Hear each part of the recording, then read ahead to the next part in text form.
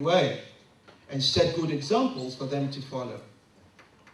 In addition, although we claim to have our freedom, which empower us to achieve whatsoever we desire, we have very little to show for it. I do acknowledge that we have had some accomplishments. However, we could do a lot more with the freedom that we now enjoy.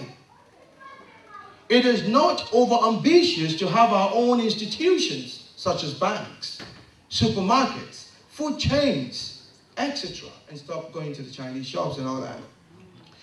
The gap between us and the other races in terms of advancement continues to widen, and we have a long way to catch up.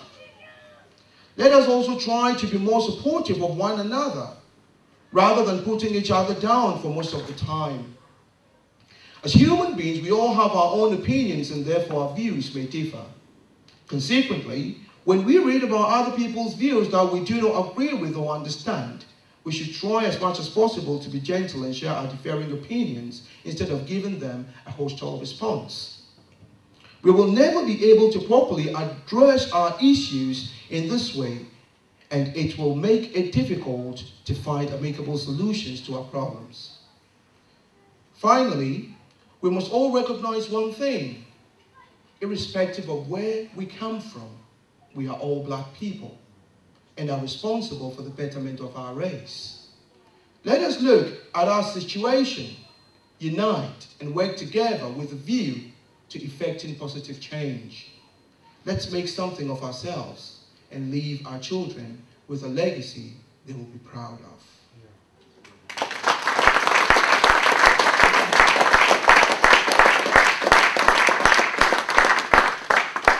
Thank you.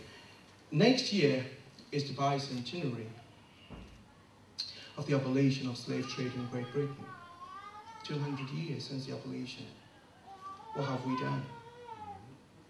What kind of impact have we had? The white man is still blaming us. They did not start slavery, we did, but they ended it. We know that is not true, but some of us don't think that that is the situation.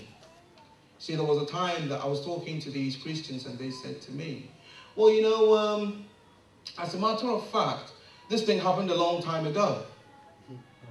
And what has it got to do with me anyway? What has it got to do with us anyway? I said, really, look all around you.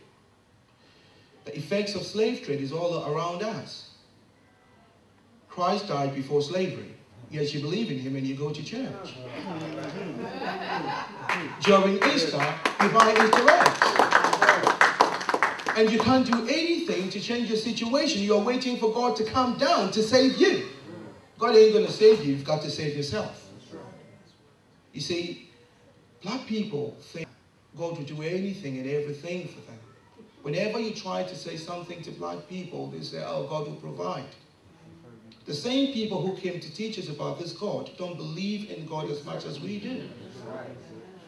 See, now, businesses have sprung up in the form of they are exploiting their own people. Now, the white man ain't doing it again. We are doing it for them. They will tell you, give and it shall be given back unto you, good measure, pressed down, shaken together, running over.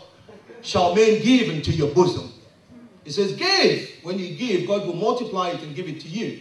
Meanwhile, you don't have money for bus fare. And the pastor is riding in a big car and living in a fine house. And we still sit down and think that God is going to deliver us. What kind of God is that? I was talking to this woman who was planning an event, an Afro-Caribbean reunion or something. And she said to me that, do you know how the abolition of slave trade happened? I said, what are you talking about? She said, yeah. I said, okay. Now, many of us have heard this thing that the white man abolished slave trade because it was inhumane and all. That is not true. They will tell you that William Wilberforce abolished slave trade. That is not true. Because, you see, the point is that the same people who had the power to abolish slave trade were the same people who were benefiting from them. So how can they stop it?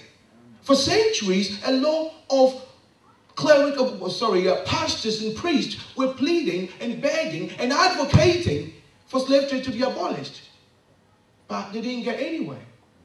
The only reason why slave trade was abolished was because of the introduction of the Industrial Revolution.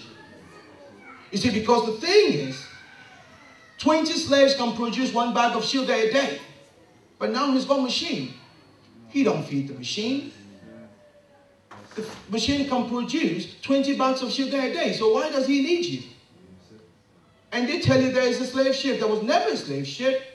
It was a cargo ship. So they were using the same ship now to come and collect things from Africa to the Caribbean. And they will tell you that, oh, don't blame us. Blame your own people because they sold us into slavery.